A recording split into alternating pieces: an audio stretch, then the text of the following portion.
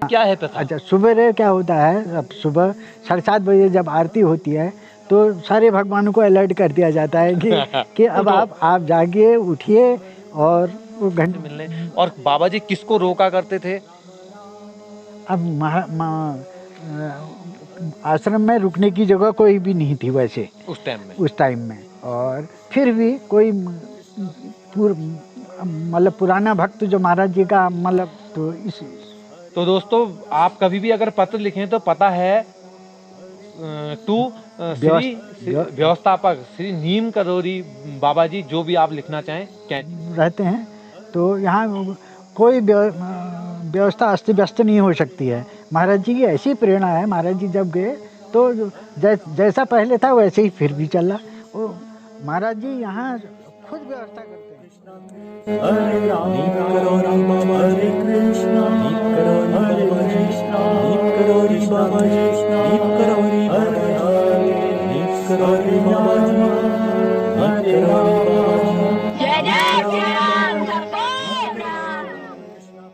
महाराज जी को अच्छा 12 बजे पूरे हाँ, दिन में 12 बजे का भोग सारे मंदिर, महाराज जी को तो लगेगा ही लगेगा, सारे मंदिरों को भोग लगेगा।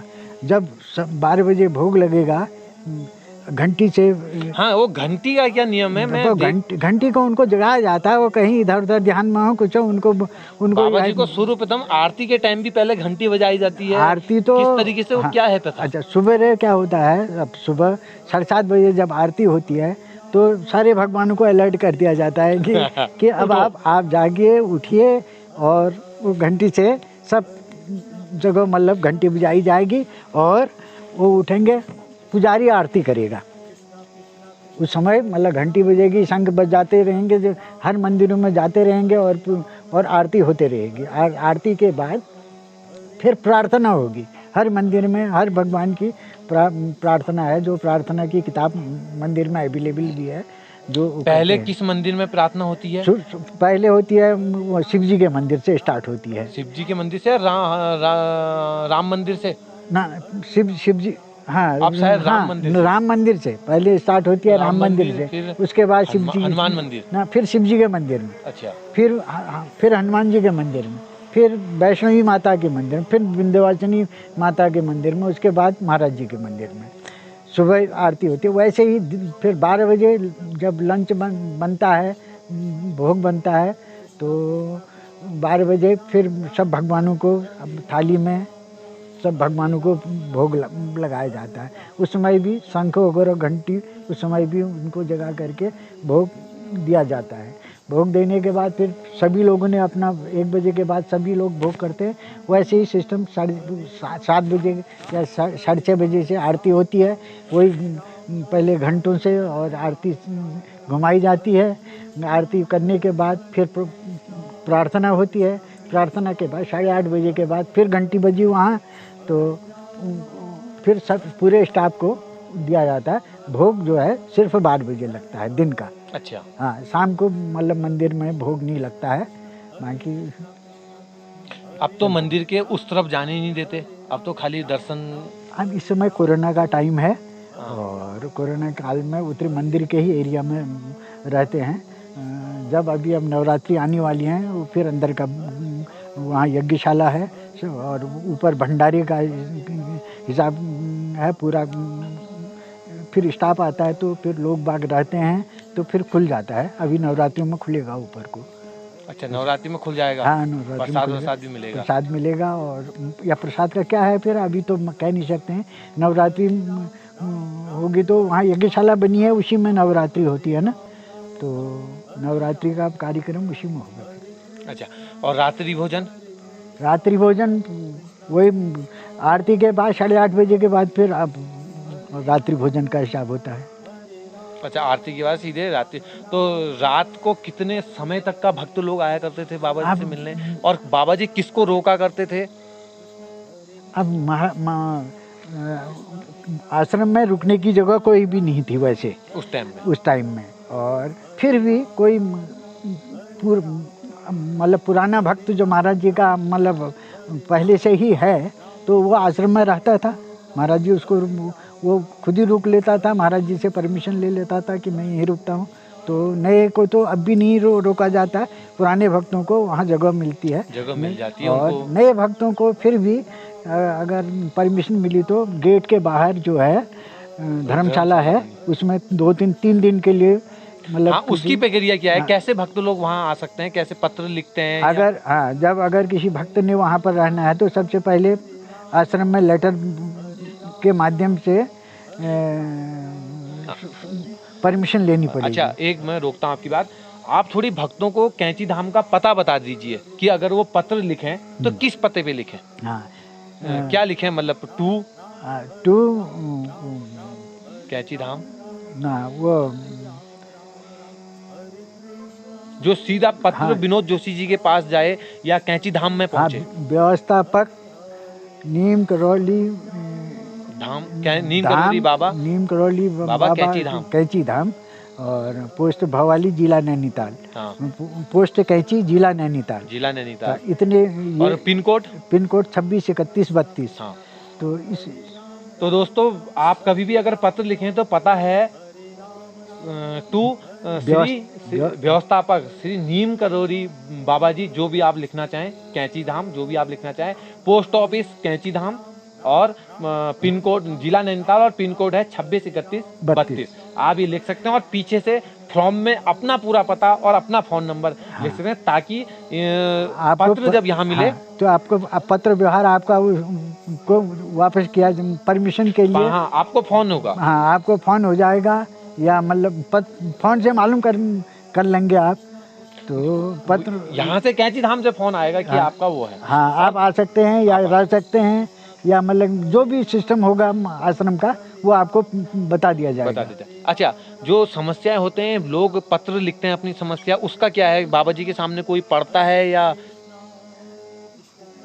उसे खुद आना ही पड़ेगा? और जो लोग आते हैं अपनी किसी दूसरे के लिए भी लाते हैं, तो वो महाराज जी के सामने ही प्रार्थना करते हैं उसके बारे में, और अपनी समस्या या अगली समस्या जो भी समस्या है वो महाराज जी को बताते हैं।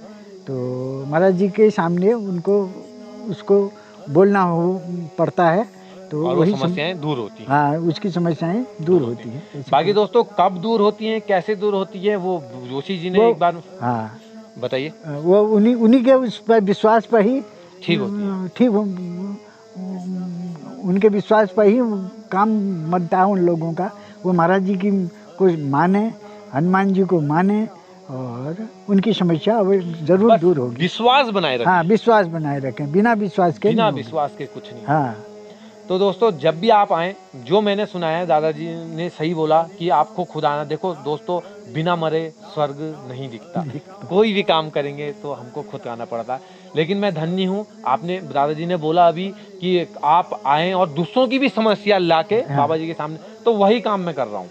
आपकी जो भी समस्या है, मैं यहाँ आ रहा हूँ और बाबा जी के साथ बाबा जी के पास भेज रहा हूँ, और हो भी रहा है। परसों एक माता जी का फोन आता है, बोलती हैं कि मेरे बेटे को शुगर था, अब बिल्कुल 0 है। उन्होंने मुझसे बोला था, मैंने यहाँ बाबा जी के वहाँ बोला था।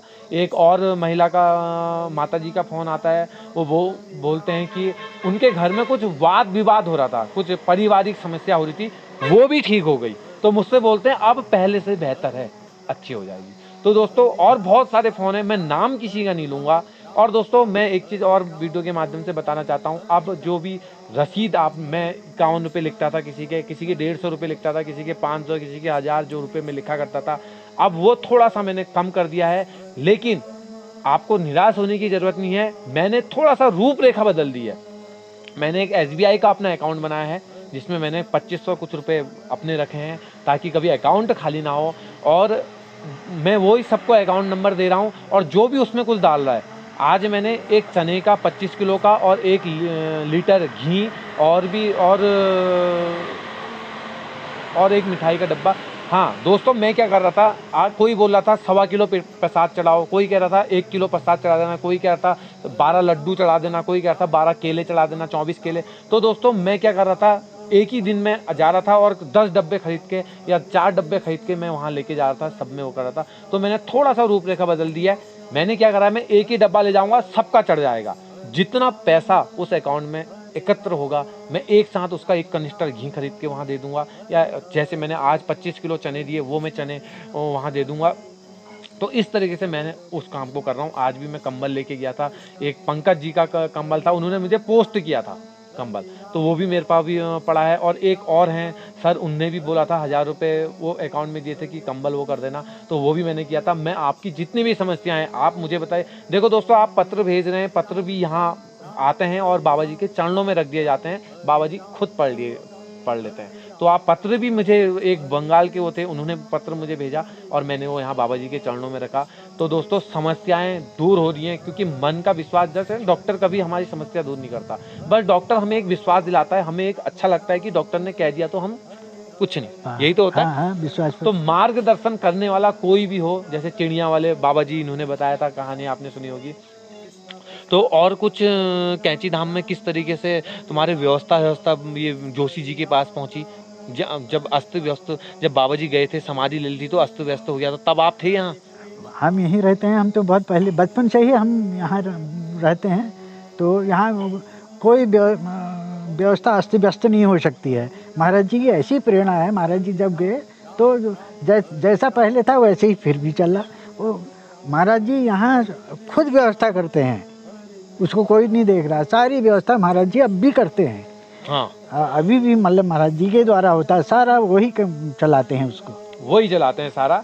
थोड़ा सा मेरे को बात याद आ रही कि जोशी जी से बात करी मैंने, विनोद जोशी जी से, जो महाकष्ट होता है ना, उसमें केवल महा हट जाता है, केवल कष्ट रह जाता है। हाँ। तो कष्ट तो भुगतना पड़ेगा। हाँ। पैर में घाव लगा है, हमने दवाई लगाई, चोट ठीक हो जाएगी, लेकिन निशान जिंदगी भर रहेगा। ये चीजें, बहुत चीजें सामने आती हैं। और दूसरा, जो दादाजी ने इतनी प्यारी बात बोली कि व्यवस्था, देखो अगर मेरे को गाड़ी लेनी है तो पहले बाबा जी मेरे को गाड़ी चलाना सिखाएंगे, यही तो होगा। बिल्कुल, सीधे गाड़ी थोड़े दे देंगे। हाँ, कभी नहीं। फिर गाड़ी देंगे, तो ये व्यवस्था बाबा जी कराते हैं।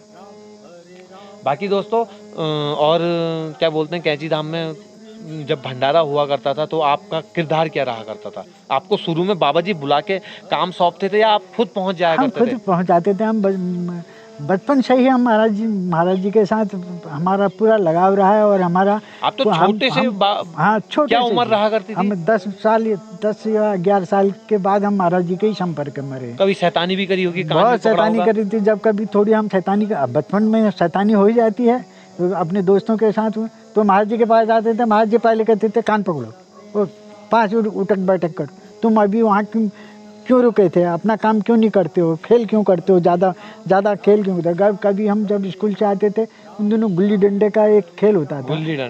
कभी हम 1 घंटा आधा घंटा अपने दोस्त 8-10 लड़के इकट्ठा हुए तो गुल्ली डंडा खेल लेते।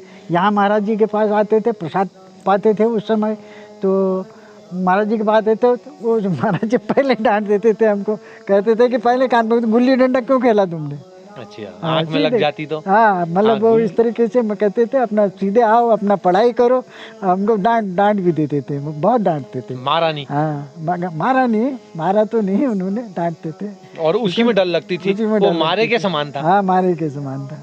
और घर में भी पिताजी डांटा करते थे? घर में पिताजी तो डांटते थे, तो महाराज जी बताते थे, ठीक बात, तुम्हारे पिताजी ने डांटा ना तुमको? अच्छा, बताते थे? हाँ, महाराज जी सब बताते थे महाराज। लेकिन हम उस समय उसको कुछ नहीं उसको अंदाज में नहीं लेते थे कि महाराज जी इतनी, मतलब पूरी सारी चीज़ जानते हैं। हम उनको एज ए सभी लोगों की तरफ उनको भी समझते थे। अब हम समझते हैं कि हमने कितनी महान गलती करी, कितनी महान गलती करी। हमारे सामने में, हमारे मतलब वो होते हुए महाराज जी हमारे सामने होते, हम तो कहाँ के कहाँ पहुँच जाते।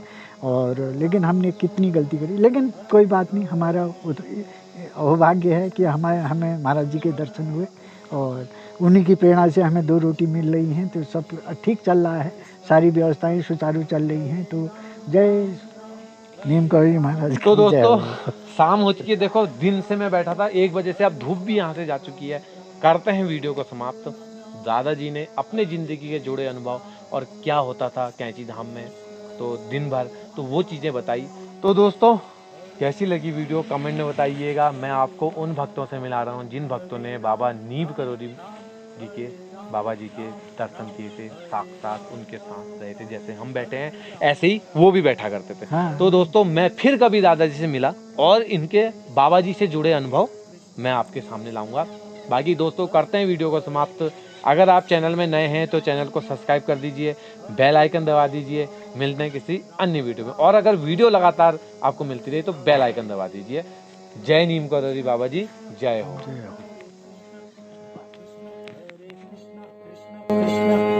कृष्णा कृष्णा कृष्णा हरे राम राम राम हरे राम राम